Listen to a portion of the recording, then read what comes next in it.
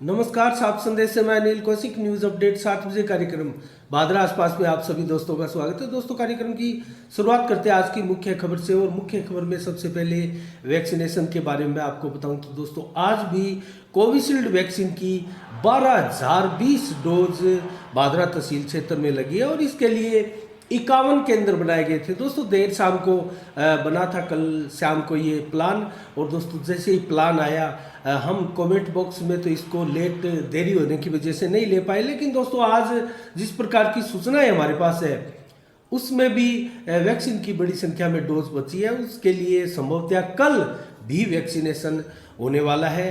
तो दोस्तों, प्रशासन शहरों के संग, गांव के संग अभियान के साथ तो वैक्सीन की डोज लगती है, लेकिन सरकार की एक नई योजना भी दोस्तों आई है, जिसमें दीपावली के बाद संभवतः घर घर वैक्सीन की डोज लगने वाली है। और इसके लिए वैक्सीनेशन अभियान में भी निश्चित रूप से तेजी आएगी। जैसे ही सरकार ने 100 करोड़ वैक्सीनेशन का एक आंकड़ा भारत सरकार ने प्राप्त किया है दोस्तों, उसके बाद में अब हमारा लक्ष्य जो है वो पूरे भारत को संपूर्ण वैक्सीनेशन की ओर ले जाना है। तो दोस्तों, इसके अलावा हम चर्चा करें भादरा आसपास की खबरों की, तो कल 30 अक्टूबर को सामुदायिक स्वास्थ्य केंद्र भादरा में दोस्तों तहसील स्तरीय दिव्यांग शिविर का आयोजन किया जा रहा है। दोस्तों, इस दिव्यांग शिविर में अगर कोई इस प्रकार का आपके आसपास गांव देहात कहीं भी कोई ऐसा दिव्यांग है तो दोस्तों उसका प्रमाण पत्र भी कल बनने वाला है। तो इसके लिए जिला मुख्यालय से दोस्तों हड्डी रोग विशेषज्ञ भी होंगे, नेत्र रोग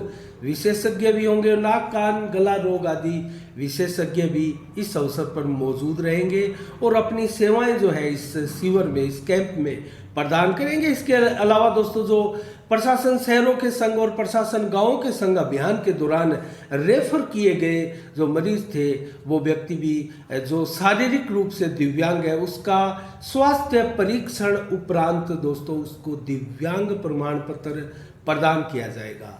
और ऐसी सूचनाएं हमें मंजीत डाका खंड मुख्य चिकित्सा अधिकारी द्वारा प्राप्त हुई है। तो दोस्तों, इसके अलावा अन्य खबरों का जिक्र करूं तो दोस्तों, पिछले 2-3 दिनों से लगातार जारी जो पेट्रोल पंपों की हड़ताल थी दोस्तों, वो हड़ताल देर शाम को कल टूट चुकी थी। और उसके लिए दोस्तों बड़ी संख्या में जो वाहन चालक हैं उन्होंने राहत की सांस ली। और संभवतः इसमें एक सकारात्मक वार्ता के बाद त्योहार भी इसमें एक मुख्य वजह रही होगी और हड़ताल जो है एक प्रकार से स्थगित की गई है। तो आगे फिर ये हड़ताल हो सकती है। और सुनने में ये भी आ रहा है कि हनुमानगढ़ जिले में अभी भी स्ट्राइक जो है जारी है, लेकिन पेट्रोल पंपों पर तेल जो है, पेट्रोल डीजल आपको मिल रहा है, आप आराम से डला सकते हैं। तो कुल मिला के दोस्तों, अन्य खबरों की ओर रुख करें तो बरवाणा गांव के समाज सेवी देवीलाल जांगिड़ द्वारा अपने पिता स्वर्गीय लालचंद जांगिड़ व माता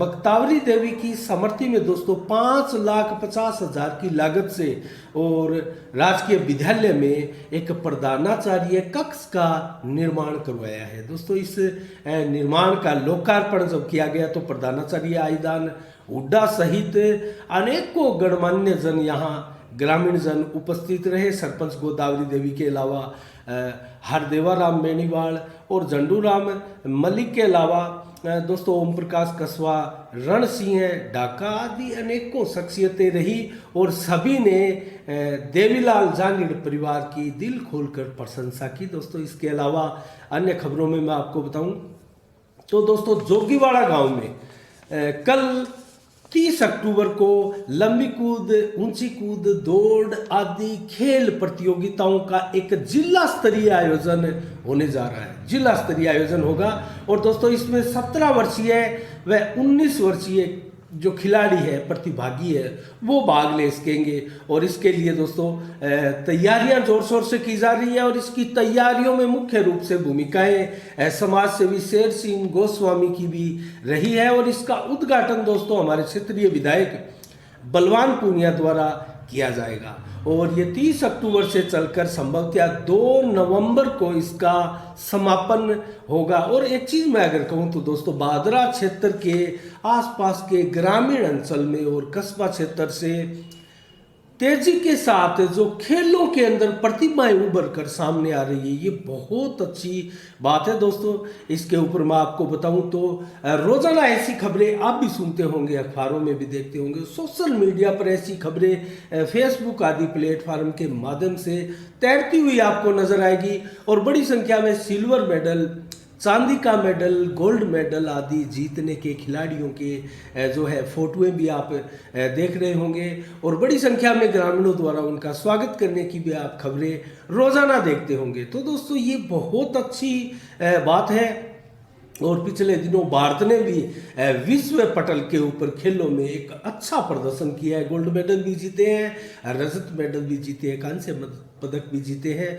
तो इससे दोस्तों जमीनी स्तर पर निचले स्तर तक, गांवों तक, ढाणियों तक आकर जब तक खेलों का सदर नहीं सुधर पाता है, तब तक देश में खेल की प्रतिभाओं का उभरना भी बहुत मुश्किल है। और जब तक निचले स्तर पर खिलाड़ी तैयार होकर ऊपर जाएंगे तो दोस्तों वो खिलाड़ी जरूर कुछ ना कुछ बड़ा करेंगे। और ऐसा ही होने जा रहा है और खिलाड़ियों के हौसले बुलंद है। कभी भी ऐसा समय नहीं देखा गया पिछले 2-4 वर्षों से। अगर आप देखें तो दोस्तों भादरा क्षेत्र में ही ले आप, कहीं और ना ले, लेकिन भादरा क्षेत्र में इतनी बड़ी संख्या में देहात क्षेत्रों के जो प्रतिभागी है, खिलाड़ी है, हमें आगे आते हुए दिखाई दिए। और दोस्तों जिस प्रकार से नाइट क्रिकेट प्रतियोगिता और खेलों के स्वरूप को भी, एक स्तर को भी एक सुधारा जा रहा है, इसमें कहीं ना कहीं केंद्र और राज्य सरकारों का भी दोस्तों योगदान होता है। और इसके अलावा दोस्तों हम आज मंडी के भाव भी आपको बताएंगे, मौसम का मिजाज भी बताने वाले हैं। लेकिन एक चीज़ मैं ज़रूर आपको पहले बताऊंगा, जिस प्रकार से प्रशासन शहरों के संग अभियान में दोस्तों, प्रशासन गांव के संग अभियान भी चल रहा है। और अब लगभग छुट्टी है, 2 तारीख को ही इसका कार्यक्रम होगा।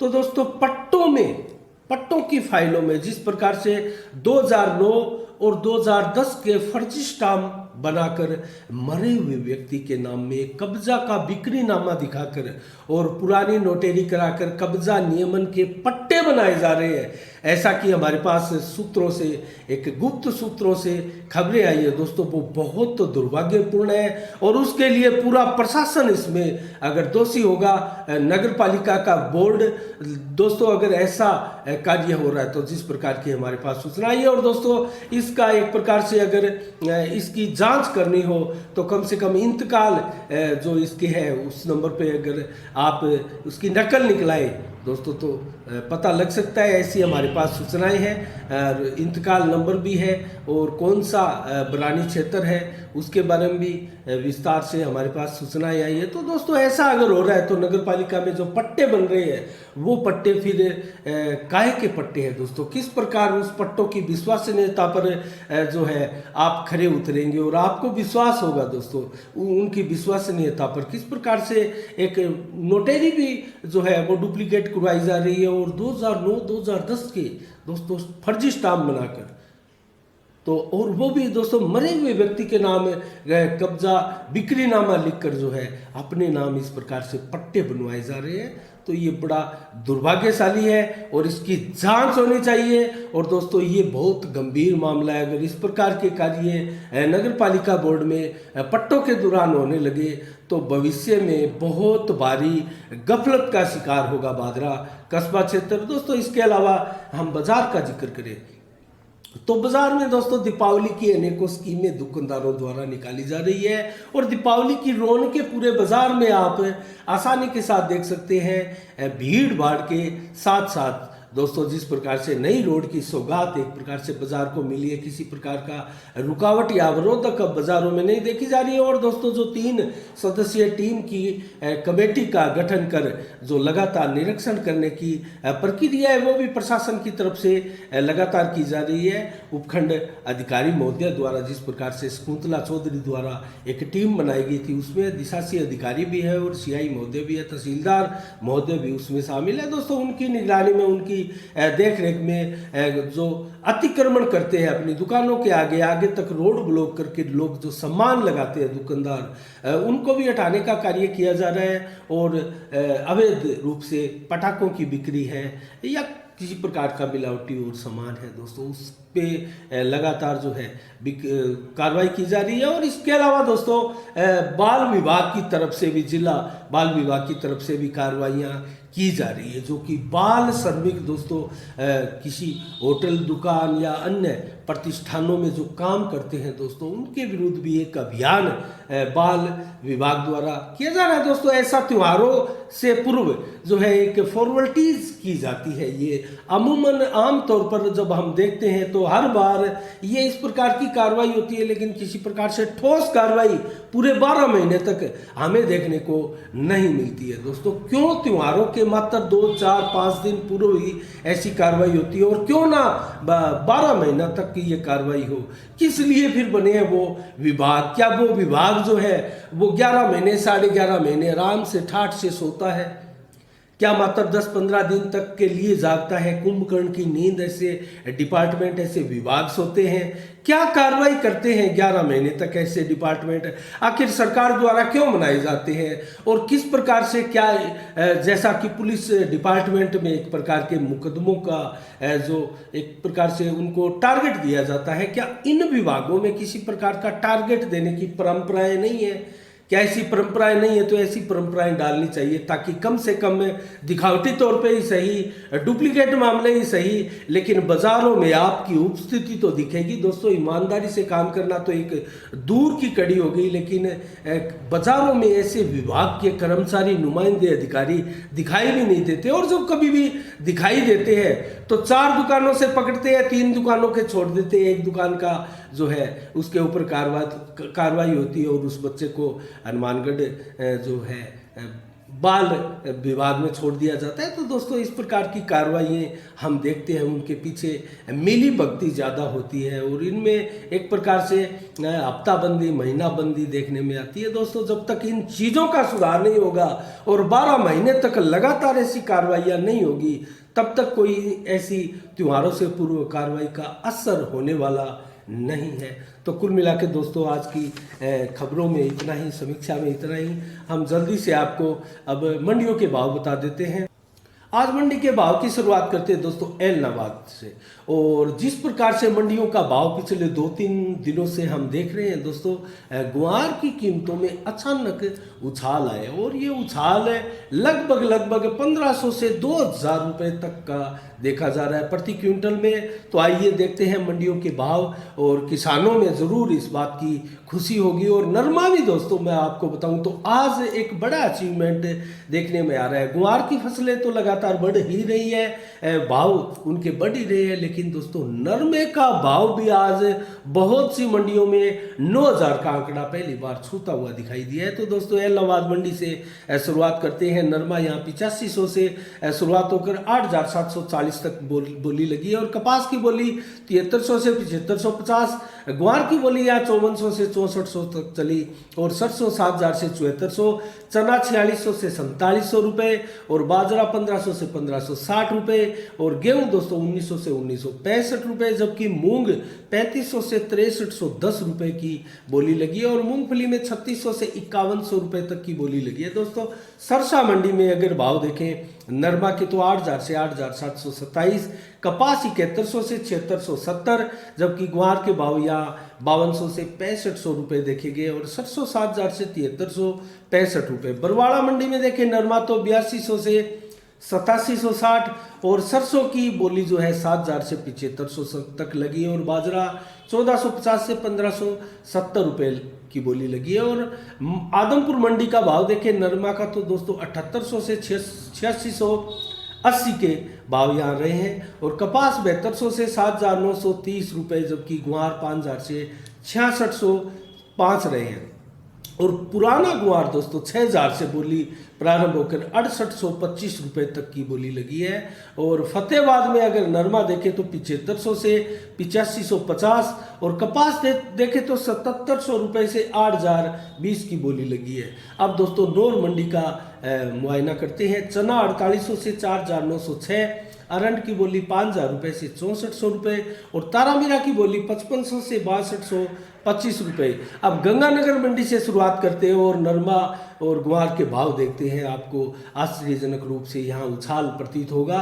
नरमा यहाँ 8500 से 9031 रुपये तक की बोली लगी है, जबकि ग्वार में 6000 से बोली प्रारंभ होकर 6780 तक चली है। और गेहूं में 1930 से 2020 तक, जबकि जौ 1950 से 2020 तक। दोस्तों संगरिया में नरमा 8600 रुपये से प्रारंभ होकर बोली 9700 तक चली है। और गोलूवाला में भी दोस्तों नरमा 8500 रुपये से बोली प्रारंभ होकर सर्वाधिक 9200 रुपये 9200 रुपये तक बोली पहुंची है। और हनुमानगढ़ में भी नरमा दोस्तों 8400 से बोली प्रारंभ होकर 9021 तक पहुंची है। और रावतसर में भी नरमा की बोली 8500 से प्रारंभ होकर 9100 रुपये तक पहुंची है। तो दोस्तों ये रहे हमारे आज के मंडियों के भाव। संभवतः आप सभी ने सुने होंगे और एक नया अचीवमेंट नरमा और गुआर में देखा जा रहा है। दोस्तों कीमतें बढ़ रही है, ये किसानों के लिए वाकई सुखद और अच्छी खबर है। दोस्तों आज मौसम का मिजाज देखते हैं। आज दिन भर धूप रही और ठंड भी, हवा में ठंडक जो है वो भी महसूस की गई। दोस्तों 28 से 30 डिग्री तक टेम्परेचर जो है आज दिन में देखा गया। 11 से 14 किलोमीटर की रफ्तार से हवा चली। बादल मात्र 1% तक छाए रहे। मौसम बिल्कुल साफ था। यही चीज़ें रात को होने वाली है दोस्तों। 24 से 28 डिग्री तक टेम्परेचर रहेगा। ठंड रहेगी। 11 से 14 किलोमीटर की रफ्तार से हवा चलेगी और बादल मात्र 1% रहेंगे। अर्थात मौसम आज रात्रि को भी बिल्कुल साफ रहने वाला है। तो कल 30 अक्टूबर को मौसम कैसा रहने वाला है? 19 से 28 डिग्री टेम्परेचर सुबह रहेगा, जबकि जैसे जैसे दोपहर होगी 29 से 31 डिग्री तक टेम्परेचर चलेगा। और शाम तक दोस्तों 25 से 28 डिग्री टेम्परेचर रहने की उम्मीद है दिन भर में। दोस्तों हवा अगर देखें तो सुबह 7 से 11 किलोमीटर की रफ्तार से चलेगी। उसके बाद में हवा का रुख जो है तेज होगा 14 से 18 किलोमीटर। और उसके बाद में शाम होते होते 4 से 11 किलोमीटर की रफ्तार तक हवा जो है वो थम चुकी होगी। एक प्रकार से स्थायी रूप से रुक चुकी होगी। बादल 0%, अर्थात मौसम बहुत शानदार और खुशनुमा और साफ रहने वाला है। और इसके अलावा रात्रि को भी देखें तो दोस्तों 20 से 22 डिग्री तक टेम्परेचर रहने वाला है। अर्थात ठंड दोस्तों रात्रि को बढ़ने वाली है और 7 से 14 के बीच में प्रति घंटा हवा चलने वाली है। और 0% बादल, अर्थात मौसम रात्रि को भी बिल्कुल साफ रहने वाला है। तो दोस्तों ये रहा आज का मौसम का मिजाज। कल के मौसम के बारे में भी हमने आपको बताया, मंडियों के भाव के बारे में भी आपने सुना और आसपास की भादरा आसपास की खबरों के बारे में भी आपने सुना। तो कुल मिला के आज के 7 बजे के कार्यक्रम में दोस्तों इतना ही। कल ठीक शाम 7 बजे फिर आपसे रूबरू होंगे नई खबरों के साथ, नई समीक्षा के साथ। तब तक के लिए दोस्तों आप अपना बहुत बहुत ख्याल रखिएगा। मुझे दीजिएगा इजाजत। साफ संदेश से मैं अनिल कौशिक। नमस्कार। जय भारत, जय जय राजस्थान।